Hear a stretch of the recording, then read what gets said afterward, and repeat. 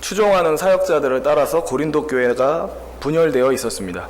바울파, 아볼로파, 게바파, 그리스도파 이렇게 해서 자기가 추종하는 사역자를 따라서 교회가 쪼개져 있었습니다. 그런 고린도 교회에 바울은 여지껏 이런 얘기를 했었습니다. 어떤 얘기를 했었냐면 여러 사역자들이 고린도 교회에 와서 말씀을 가르치고 복음을 가르쳤지만 고린도 교회 여러분들이 알아야 되는 사실은 그 여러 사역자들은 모두 한 분 하나님이 보내신 자들입니다. 이런 얘기를 합니다. 또 무슨 얘기를 하냐면 그 여러 사역자들은 복음과 교회를 위해서 동일한 목적을 가지고 있는 사람들입니다. 그러니까 여러 사역자가 한 분 하나님이 보내신 사람들이고, 그리고 여러 사역자들이 동일한 목적을 갖고 수고하고 있는 하나님의 종들이기 때문에 그 사역자를 추종하는 여러분이 싸우면 안 됩니다 라는 얘기를 했습니다. 또 계속해서 어떤 얘기를 했냐면, 또한 고린도 교회는 사역자들, 그러니까 곧 사람의 소유가 아니라 하나님의 소유이고, 또 고린도 교회는 하나님의 밭이자 하나님의 집이다 라는 얘기를 했었습니다. 이 얘기가 지금 우리가 오늘 읽은 요 고린도전서 3장 10절 바로 앞부분에 있는 내용입니다. 이제 이 얘기를 마친 바울은 오늘 본문에서는 이런 얘기를 합니다. 각 사역자들이 여러 가지 모습으로 사역을 했는데 그들의 사역이 그들이 한 사역에 따라서 어떤 결과를 맞이하게 될 것인지에 대한 얘기를 오늘 바울이 얘기를 합니다. 10절 말씀을 제가 먼저 읽어보겠습니다. 내게 주신 하나님의 은혜를 따라 내가 지혜로운 건축자와 같이 터를 닦아두매 다른 이가 그 위에 세우나 그러나 각각 어떻게 그 위에 세울까를 조심할지니라. 그러니까 하나님께서 바울에게 복음을 전하라고 사도의 직분을 주셨고 또 복음을 전하는 데 있어서 필요한 능력들을 주셨습니다. 그래서 바울은 하나님의 은혜를 힘입어서 고린도 지역에 와서 복음을 전했습니다. 다 아시다시피 고린도에 처음으로 복음을 전했던 사람은 바로 바울입니다. 그러니까 바울이 고린도 그 지역에 가기 전까지는 거기 살던 사람들이 예수 그리스도로 인해 구원을 얻는다라는 그 복음을 들어본 적이 없었습니다. 비로소 바울이 고린도에 옴으로 처음으로 듣게 된 것이죠. 그러니까 비유하건대 집을 지을 터를 바울이 마련한 것입니다. 예수 그리스도의 복음을 전해서 이제 앞으로 고린도 지역에 하나님의 집인 고린도 교회를 세워나가야 되는데 그 하나님의 집인 교회를 세우는데 필요한 터를 바울이 닦은 것이죠. 왜냐하면 그가 처음으로 고린도 지역에 와서 복음을 전했기 때문에 그렇습니다. 교회의 기초를 놨기 때문에 그렇습니다. 이제 바울이 고린도에서 사역을 한 후에 떠났습니다. 또 다른 지역으로 이제 복음을 전하기 위해서요. 근데 그 후에 아볼로를 비롯한 여러 사역자들이 고린도 지역으로 와서 바울이 해왔던 사역을 계속해서 이어갔습니다. 아볼로나 다른 사역자들이 와서 계속해서 고린도 교회 성도들에게 복음을 가르치고 성경 말씀을 가르쳤습니다. 근데 이제 바울이 오늘 이 10절에서 이 얘기를 합니다. 이제 여러 사역자들이 와서 교회를 위해서 각자의 사역을 하긴 하는데 주의할 점이 있다. 뭘 주의해야 되느냐? 10절 후반절에 얘기하기를 그러나 각각 어떻게 그 위에 세울까를 조심할지니라 라고 얘기를 합니다. 그러니까 자기가 복음으로 교회의 터를 닦아놨고 이제 사역자들이 와서 이제 집을 지어가기 시작할 건데, 그러니까 비유입니다. 교회를 세워간다라는 것을 이제 집을 짓는다는 비유로 얘기를 하는데 이제 집을 지어가고 교회를 세워갈 것인데 무슨 내용으로 가르치고 무슨 내용으로 그 성도들을 이끌고 무슨 내용으로 교회를 세워가야 될지 조심해야 된다. 자기 스스로를 살펴봐야 된다라는 얘기를 합니다. 계속해서 11절 한번 같이 읽어보겠습니다. 11절 한번 읽어보겠습니다. 이 닦아둔 것 외에 능히 다른 터를 닦아둘 자가 없으니 이 터는 곧 예수 그리스도라. 그러니까 이 말은 이런 겁니다.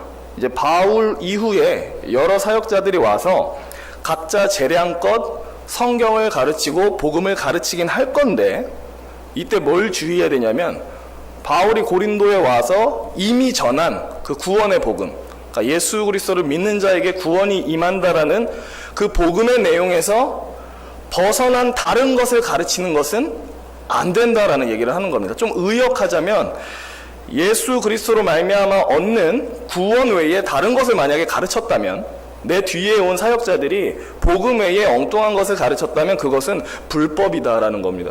오직 합법적인 것은 뭐냐면 내가 터를 세울 때, 이 교회의 터를 세울 때 전했던 예수 그리스도의 복음, 내 뒤에 오는 사역자도 이거 똑같이 계속해서 가르쳐야 된다라는 겁니다. 여기서 어긋나는 거 가르치면 그 사람은 불법을 행하는 자라는 그런 의미로도 받아들일 수 있습니다. 계속해서 이 교회를 세워가고, 그러니까 비유하자면 집을 세워가는 이 얘기에 대해서 계속해서 바울이 12, 13절에서 얘기를 하는데요. 제가 읽어보겠습니다. 만일 누구든지 금이나 은이나 보석이나 나무나 풀이나 짚으로 이 터 위에 세우면 각 사람의 공적이 나타날 터인데 그 날이 공적을 밝히리니 이는 불로 나타내고 그 불이 각 사람의 공적이 어떠한 것을 시험할 것이니라 라고 얘기를 합니다. 바울이 고린도에 처음 와서 예수 그리스도의 복음을 전했고 교회가 세워질 수 있는 터를 마련했습니다. 그리고 이제 다른 사역자들이 와서 바울이 닦아놓은 이 터 위에 교회를 세워가기 시작할 겁니다. 마치 건축자가 집을 지어가듯이 이제 조금씩 층을 높이고 건물을 세워가듯이 각 사역자들이 재량껏 가르치며 하나님의 집인 교회를 세워갈 것입니다. 근데 12절에 보시면은 집을 짓는 재료들이 나옵니다. 총 몇 가지 재료가 나오냐면 금, 은, 보석, 나무, 풀, 집. 그러니까 6가지 재료가 나옵니다. 여기서 앞에 3가지 재료, 금과 은과 보석은 귀한 재료고요. 뒤에 있는 3가지 재료, 나무, 풀, 짚은 평범하거나 하찮은 재료들입니다. 갑자기 왜 바울이 집 짓는 재료를 얘기를 하느냐?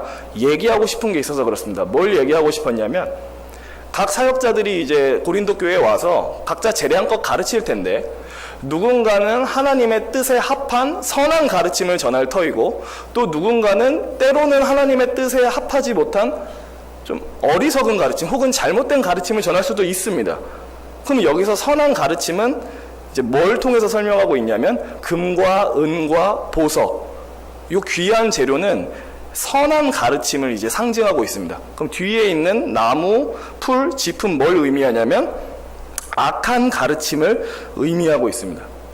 그러니까 충분히 그럴 수 있습니다. 다른 사역자들이 이제 바울 이후에 고린도 교회에 와서 여러 가지를 가르칠 때 그 가르침이 교인들의 영혼을 건강하게 하고 유익하게 할 수 있는 가르침도 있지만 어떤 가르침은 교인들의 심령에 도움을 주지 못하고 무익하고 하찮은 가르침을 전할 수도 있습니다. 그러니까 사역자라고 해서 무조건 좋은 가르침만 가르치지 않는다는 거죠. 개인의 무지함 때문에 혹은 개인의 어리석음 때문에 얼마든지 이런 좋지 못한 가르침을 전할 수 있는 겁니다. 그리고 이어서 13절에 바울이 말을 하기를 그 날이 오면 각 사역자들이 가르쳤던 그 가르침이 판단받게 될 날이 올 거라는 무서운 얘기를 합니다. 마치 불순물을 제거하고 순수한 금속을 얻기 위해서 그 금속을 뜨거운 불에 재련하는 것처럼 하나님이 불로 각 사역자들이 가르쳐왔던 가르침을 시험하고 판단할 그 날이 온다라고 얘기를 합니다. 그럼 상상을 해보겠습니다. 지금 6가지 재료가 있습니다. 금과 은과 보석이 있고요. 그리고 나무와 풀과 짚이 있습니다. 그럼 이 6가지 재료를 한데 섞어서 모아놓고 여기다 불을 지르면 어떻게 되죠? 이 6가지 재료 중에 뒤에 3개, 나무와 풀과 짚은 불에 살라져서 없어집니다. 근데 반면에 앞에 재료 3개, 금과 은과 보석은 뜨거운 불에 살라도 사라지지 않습니다. 그러니까 이게 어떤 의미인지 딱 와 닿으실 겁니다. 하나님이 그날이 되면 각 사역자들이 가르쳤던 가르침을 한번 테스트하고 판단하고 평가하실 건데 만약에 그 사람이 하나님의 뜻에 합한 선한 가르침, 올바른 예수 그리스도의 복음을 전했다면 그 불이 지나가도 그 사람의 가르침이 여전히 남습니다. 왜? 하나님의 뜻에 합한 것을 가르쳤으니까. 근데 만약에 어떤 사역자가 엉뚱한 것을 열심히 가르쳤으면 나중에 하나님이 불로 그의 가르침을 판단하실 때 그가 가르쳐왔던 모든 것이 흔적도 없이 사라질 거라는 겁니다. 굉장히 수치스러운 거죠. 엉뚱한 것을 전해놔서 나중에 하나님이 테스트를 하셨는데 그냥 그 가르침 자체를 싹 지워버린 겁니다. 네가 사역한 내내 가르쳐왔던 것이 은과 금과 보석이 아니라 풀과 짚과 나무였다. 의미 없다. 재와 같다. 그냥 다 태워버리시는 거죠. 14, 15절에서 그대로 이어서 이제 얘기를 합니다. 14절, 만일 누구든지 그 위에 세운 공적이 그대로 있으면 상을 받고 누구든지 그 공적이 불타면 해를 받으리니 그러나 자신은 구원을 받되 불 가운데 받은 것 같으리라.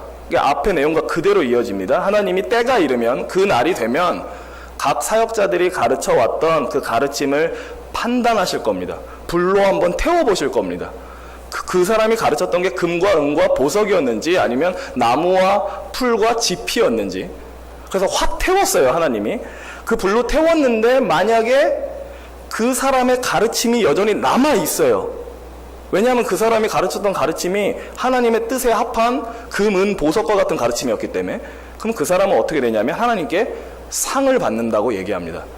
잘하였도다 착하고 충성된 종아, 네 주인의 즐거움에 참여할지어다. 왜? 그가 사역한 내내 바른 가르침을 전했기 때문에 그렇습니다. 근데 반면에 만약 어떤 사역자의 가르침을 하나님이 불로 태웠는데 하나님이 한번 판단하셨는데 그가 가르쳐왔던 것이 다 나무와 풀과 집과 같아서 흔적도 없이 사라졌다면 그는 어떻게 되냐면 15절에 말하기를 해를 받게 될 것이다 라고 얘기를 합니다. 그러니까 사실 오늘 말씀은 오늘날로 따지자면 말씀 사역자들이 들어야 될 말씀입니다. 그래도 한번 같이 들어주시고 또 무엇을 위해 기도해야 될지를 같이 생각해 보면 좋을 것 같습니다. 그러니까 만약 어떤 사역자의 가르침을 이제 하나님이 불로 태우셨는데 다 사라져 버렸습니다. 그는 해를 받습니다. 물론 해를 받는다고 하니까 아니 그러면 그 사역자는 지옥에 떨어지나? 이렇게 이해할 수도 있지만 그런 의미는 아닌 것 같습니다. 왜냐하면 뒤에서 말하기를 그가 불 가운데서 받은 것처럼 구원받는다. 그러니까 간신히 구원은 받을 거다라는 얘기를 합니다. 다만 해를 당한다. 그러면 이제 이렇게 이해하면 되죠. 그가 부끄러움과 수치와 불명예를 당한다는 겁니다. 하나님이 책망하시겠죠. 너 내가 예수 그리스도의 복음 제대로 전하라고 보내놨더니 금과 은과 보석과 같은 가르침은커녕 나무와 풀과 집과 같은 가르침만 열심히 가르치다 왔느냐? 네가 뭘 하다 왔느냐? 라고 하면서 굉장한 수치를 당할 것이고 그가 가르쳐왔던 모든 헛된 가르침은 사람들한테 잊혀질 겁니다. 굉장한 불명예죠. 그런 의미인 것 같습니다. 하지만 그럼에도 불구하고 만약에 그 엉뚱한 가르침을 가르쳤던 자가 그래도 예수 믿는 믿음 위에 서 있었다면 그래도 그는 불 가운데 구원받는 것처럼 간신히 구원받기는 할 것입니다. 그럼 이제 여기서 이제 생각해 볼 게 있습니다. 뭘 생각해 봐야 되냐면 13절에 이제 그 얘기를 합니다. 바울이 그 날이 되면 하나님이 판단하신다라고 얘기를 하시죠. 근데 그 날이 대체 언제냐? 하나님이 언제 사역자들의 가르침을 평가하실 거냐? 그 날이 언제입니까에 대해서 사람들 사이에 의견이 많았습니다. 누군가는 예수 그리스도께서 심판하시는 주님으로 다시 오실 그날이다. 혹은 지금 우리가 살고 있는 이 현세의 어떤 날이다 라고 얘기를 합니다. 이 둘 중에 뭘 받아들여야 되냐요? 뭘 받아들여야 되나요? 간단합니다. 둘 다 받아들이면 됩니다. 제 생각은 그렇습니다. 둘 다 받아들여도 문제될 게 없습니다. 일단 제가 설명을 좀 해보겠습니다. 그럼 먼저 현세에서 지금 살고 있는 이 시대에서 이 세상에서 그 사역자의 가르침이 평가받는다. 이게 뭐냐? 예를 하나 들어보겠습니다. 어떤 교육 부서에 이제 교역자가 왔습니다. 새로 전도사가 왔어요. 예를 들어서 그럼 이제 전도사가 와서 자기가 담당하는 아이들한테 막 열심히 가르치고 갔어요. 한 3년 정도 열심히 가르치고 갔다라고 이제 칩시다. 그리고 그 사람이 열심히 가르치면서 배웠던 아이들은 그래도 내가 어떤 전도사님을 통해서 좋은 것들을 많이 배운 것 같아. 좋았던 것 같아. 이렇게 됐습니다. 그리고 그 교역자가 떠났습니다. 그리고 나서 새로운 전도사가 왔습니다. 그 새로운 전도사한테 계속해서 배우기 시작했습니다. 근데 뒤에 새로운 교역자한테 배워보니까 뒤에 새로 온 전도사한테 배워보니까 뭘 알게 됐냐면 앞전 전도사한테 배웠던 내용 중에 상당 부분이 역사적 기독교의 가르침과 맞지 않는다라는 걸 알았습니다. 이제 새로운 분한테 배워보니까 앞전 전도사한테 배웠던 내용 중에 틀린 부분이 상당히 많네 라는 걸 알게 됐다고 칩시다. 앞전 전도사가 가르쳤던 가르침이 기독교 고유의 가르침이 아니라 무슨 한국 토속신앙, 미신적 신앙 막 이런 거를 기독교와 섞어서 가르쳐놨다라고 칩시다. 그럼 이제 안 거죠. 왜냐하면 뒤에 온 사역자가 제대로 된 기독교를 가르쳐버렸기 때문에 잘못 배웠네 지금까지. 난 내가 잘 배운 줄 알았는데 알고 보니까 엉뚱한 거를 좀 꽤 배웠네 라는 것을 알게 됩니다. 그럼 이제 어떡하죠? 그 사람들은 엉뚱한 것을 배웠으니까 이거 꼭 간직해야지 이렇게 하지 않죠. 그냥 내다 버리죠. 잘못 배웠네, 이거 이제 그만 자르자, 엉뚱한 거 배웠었네, 멈추자, 이렇게 된다는 거예요. 그러니까 비유하자면 앞전 사역자가 가르쳤던 나무와 풀과 지푸라기 같은 가르침이 그냥 불살라 사라진 겁니다. 왜? 참된 진리가, 바른 가르침이 와서 불로 다 태워버렸기 때문에 그래요. 그러니까 현세에서 이런 판단을 받습니다. 사역자들의 가르침이요. 그리고 먼 훗날 하나님의 심판대 앞에 서서도 평가받게 되겠죠. 각 사역자들의 가르침에 대해서 하나님이 엄하게 얘기하실 겁니다. 나무와 풀과 지푸라기 같은 가르침을 열심히 전했던 사역자들은 아마 너는 어째서 너 개인의 사사로운 목적을 위해서 성도들한테 잘못 가르쳐 왔느냐라고 혼날 겁니다. 너는 어째서 나를 두려워하지 않고 사람을 두려워해서 마땅히 가르칠 것은 안 가르치고 사람들 귀나 간지러주는 그런 얘기만 했느냐. 너는 왜 복음의 진리를 똑바로 안 가르쳐서 네가 맡고 있는 양무리가 지옥에 떨어지게 내버려 뒀느냐라고 엄청나게 불명예와 수치를 당할 겁니다. 무섭죠. 개인적으로 설교를 준비하면서 1차적으로 가장 와닿을 사람이 이제 저와 같은 이제 말씀 전하는 사람이기 때문에, 물론 성도님들한테도 아예 해당하지 않는 말씀은 아닙니다. 왜냐하면 성도님들도 이제 교회 사람들에게 하나님의 말씀을 가르쳐 주기도 하고 신앙의 유산을 물려주기도 할 것이기 때문에, 근데 만약에 엉뚱한 거 물려줬다가는 그게 불 가운데 다 사라져 없어질 겁니다. 말씀을 마치겠습니다. 오늘 본문의 적용에 있어서 직접적인 대상이 있다면 방금 말씀드린 것처럼 저나 목사님과 같은 말씀 사역자들일 것입니다. 그래서 저는 이 자리를 빌어서 성도님들께 기도를 부탁드리고 싶어졌습니다. 모든 사역자들을 위해서 기도해 주시길 바랍니다. 모든 사역자들이 나무와 풀과 지푸라기 같은 가르침을 전하지 않게 해달라고 기도해 주십시오. 목사님을 비롯한 저와 같은 강도사 모든 사역자들이 금과 은과 보석과 같은 선한 가르침만 가르치게 해달라고 기도해 주십시오. 두렵습니다, 사실. 제 친구가 하나 있습니다. 지금 부목사를 하고 있는 친구인데 괴로워서 죽으려고 합니다. 왜 괴로워서 죽으려고 하냐면 그 교회 담임 목사님이 설교 시간에 계속 엉뚱한 얘기를 하기 때문에 그렇습니다. 자기가 딱 봐도 이거 성경 얘기를 하는 게 아니라 그냥 교회를 운영하기 위해서 인간적인 얘기만 자꾸 한다라는 겁니다. 그 친구가 이제 2년째 있는데 이제 나오려고 합니다. 왜 나오려고 하냐면 내가 그 교회에 있다가는 죽을 것 같다라고 느껴서. 왜냐하면 강단에서 뭐 말씀이 선포가 안 되고 계속 사사로운 얘기만 나오니까 견딜 수가 없다라는 겁니다. 우리 교회가 그렇다는 얘기가 아니고 기도가 필요하다라는 겁니다. 우리 교회가 그런 교회가 절대 되지 않게, 우리 교회 강단에서는 항상 금과 은과 보석과 같은 가르침만 쏟아져 내리게 해달라고 기도해 주시길 바랍니다.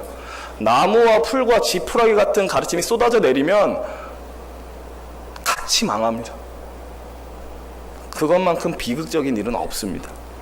그래서 우리 성도님들이 열심히 기도해 주셔서 우리 중북교회에 금과 은과 보석과 같은 선한 가르침이 전해지고, 그리고 성도님들은 이 선한 가르침 위에서 그리스도의 장성한 분량에 이르기까지 자라날 수 있었으면 좋겠습니다. 기도하겠습니다. 하나님, 오늘 말씀을 살펴보았습니다. 사역자들의 가르침이 모두 선한 것이 아님을 보게 되었습니다. 누군가는 하나님의 뜻에 합한 참 성경적인 복음에 맞는 금과 은과 보석과 같은 가르침을 전하겠지만, 누군가는 그의 무지와 어리석음 때문에 지푸라기 같은 가르침을 전할 수도 있습니다. 주님, 우리가 기도하게 하여 주시옵소서. 이 교회가 선한 가르침, 금은 보석과 같은 가르침으로 수호되는 그런 교회 되게 해달라고 기도하게 하여 주시옵소서. 이 문제에 있어서 가볍게 넘어가는 것이 아니라 그냥 목사님 말씀이면 다 들어야지가 아니라 오직 금과 은과 보석과 같은 말씀만 전해지게 해달라고 주께 항상 간구하는 우리 모두 되게 하여 주옵소서. 진리로 우리를 가르치시고 진리로 우리를 하나 되게 하시고 진리 안에서 우리를 자라나게 하여 주시옵소서. 믿음의 주여 온전케 하시는 주 예수 그리스도의 이름으로 기도합니다. 아멘.